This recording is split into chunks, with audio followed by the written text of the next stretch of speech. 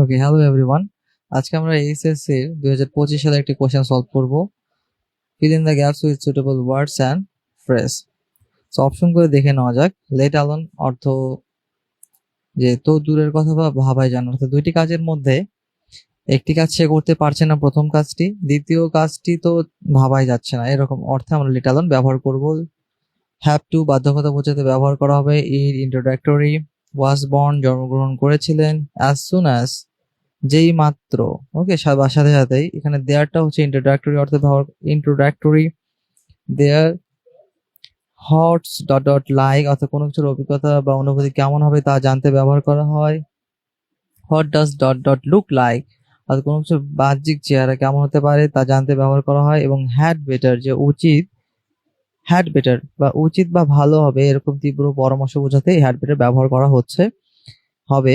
এবং would rather যে বরং ভালো, যে দুইটি কাজের মধ্যে একটি বেছে নিতে, অর্থাৎ এখানে প্রিফারেন্সটা মেইন। প্রিফারেন্সটা মেইন অর্থাৎ কর্তা যেটা প্রিফার করছে সে দুটি কাজের মধ্যে যেটি প্রিফার করছে সেখানে উড রাদার ব্যবহার করা হবে। চলুন কোশ্চেনটি সলভ করা যাক। যে you dash not touch the crocodile, it may be dangerous, যে তোমার ক্রোকোডাইলকে টাচ, ক্রোকোডাইল মানে কি কুমিরকে টাচ করা বা স্পর্শ করা উচিত হবে না, এটা ডেঞ্জারাস হতে পারে। তো এখানে অপশন হবে, অপশনগুলোর মধ্যে আনসার হবে had better. You had better, had better কি উচিত ভালো, যে ঠিক আছে ভালো তুমি টাচ করতে পারো, কিন্তু এখানে কিন্তু নট রয়েছে। যে you had better not touch the crocodile, it may be dangerous. Okay, you it may be dangerous. Option question B, question বিটা দেখি যে she has never boiled an egg, prepared an entire meal, যে সে কখনো একটা ডিমই সেদ্ধ করেনি। তাহলে এখানে ব্যবহার করব আমরা let alone. Let alone prepared an intermeal. See number question. It is raining outside. It is raining outside. He will go to the shop. Dash the rain stops soon as as soon as the rain stops. Question number D. I don't need a lift. I dash walk. অর্থাৎ যে লিফটের প্রয়োজন পড়ছে না। I don't need a lift, যে ওকে তো আমাকে নিয়ে যেতে হবে না। আই ড্যাশ ওয়ার্ক, এখানে কর্তা ও সাবজেক্ট হচ্ছে আই, তিনি পছন্দ করছেন কি আই উড রাদার, আমি বরং হেঁটে যাব। দুটি কাজের মধ্যে, দুটি বিষয়ের মধ্যে একটি বিষয় বেছে নিচ্ছেন। Question number E dash, okay he dot dot solve this problem soon, or রয়েছে or the project will fail, okay এখানে যে অর এর পরবর্তী অংশটা or the project will fail, যে প্রবলেম গুলো সলভ করতে হবে খুব দ্রুত, না হলে ওকে নতুবা প্রজেক্টই ফেল হতে পারে। তাহলে দে হ্যাভ টু, তাহলে অবশ্যই তাদেরকে প্রবলেমটা সলভ করতে হবে। They have to solve this problems soon or the project will fail. Option okay, question number F. The house was dirty, ঘরটি অপরিষ্কার ছিল। Dash was John who clean the house, যে এখানে আমাদের ইন্ট্রোডাক্টরি সাবজেক্ট হিসেবে আমরা ইট ব্যবহার করতে পারি। ইট ওয়াজ জন হু, হুটা হচ্ছে relative pronoun. Who clean the house, যে ঘরটি পরিষ্কার করেছিল। তো অবশ্যই এখানে ইট ব্যবহার করা হবে। Question number G. Dash goes a প্রভাব, ওকে প্রবাদ বাক্য। That morning shows the day, উঠন্তি মূল পত্তনেই চেনা যায়, অর্থাৎ সারাদিন কেমন যাবে সেটা সকাল দেখলে কিন্তু বোঝা যায়। সো এখানেও কিন্তু আমাদের ইন্ট্রোডাক্টরি দেয়ার ব্যবহার করা হবে। যে there goes a proverb that morning shows the day. Is number question. Dash an alligator. Dash I have never seen one. Okay, I have never seen it. আমি কখনো একটা অ্যালিগেটর বা অ্যালিগেটর বা কুমির দেখি নাই। তাহলে এখানে হবে যে hot.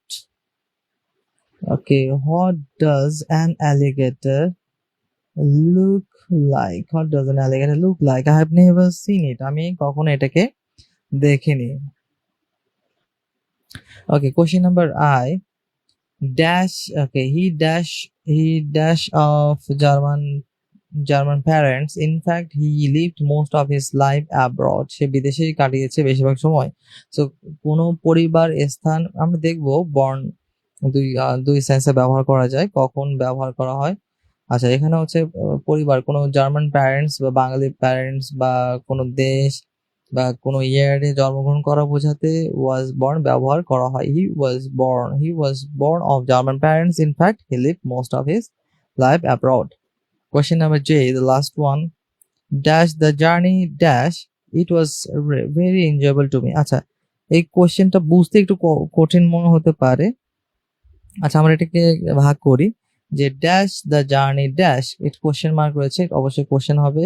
It was very enjoyable to me. এটা যদি আমরা একটা ডায়লগ হিসেবে নেই, তো ডায়লগের সেকেন্ড পার্ট হচ্ছে it was very enjoyable to me, এটা আমার কাছে উপভোগ্য ছিল। তো প্রথম অংশটা হবে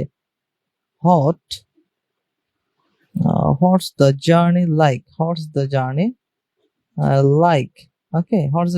যে ভ্রমণটি কেমন ছিল। It was very enjoyable to me. আচ্ছা, এখানে একটা গ্রামার টিপস নিয়ে আমরা কথা বলবো, which is I am born versus I was born. Okay, I am born and I was born। সবার প্রথমে I was born নিয়ে বলি যে আপনার জন্ম ইতিমধ্যে হয়ে গেছে, ওকে, বা তোমার জন্ম ইতিমধ্যে হয়ে গেছে, তো এটা অতীত। তো কোনো তোমার জন্মসাল বা কোন স্থান বা কোথায় যেখানে জন্ম হয়েছে অথবা তোমার পরিবার যেখানে জন্ম হয়ে থাকুক না কেন, এই সকল ক্ষেত্রে আমরা ব্যবহার করব I was. Okay, he was, এরকম he was born in 2007। Okay, I was born in BD, I was born in Bangladesh, I was born of a noble family, I was born of a Muslim family। Okay, was এই ক্ষেত্রে কিন্তু ব্যবহার করতে হবে was. On the other hand I am born, এটা খুব rare কেসে ব্যবহার করা হয় I am born। এর মধ্যে দুটি কেস হচ্ছে মেটাফরিক্যালি বা রূপক অর্থে, এবং আরেকটি হচ্ছে পোয়েট্রিতে। দুটি মেটাফরিক্যালি বা লিটারারি টার্মে ব্যবহার করা হয়। যে সেন্টেন্সগুলো দেখি, I am born through faith, যে বিশ্বাসের মাধ্যমে আমি জন্মেছি, মানে বিশ্বাসের মাধ্যমে জন্মেছি, এটা পুরো মেটাফরিক্যাল একটা ইউজ। আর পোয়েট্রিতে ব্যবহার করা হতে পারে I am born to rule. এটা কিন্তু আমরা টি শার্টে এরকম রাইট আপ দেখি যে I am born to rule, যে শাসন করার জন্য আমার জন্ম বা আমি জন্মেছি। এই ক্ষেত্রে আই অ্যাম বর্ন ইউজ করা যেতে পারে। ওকে, stay tuned for my next video.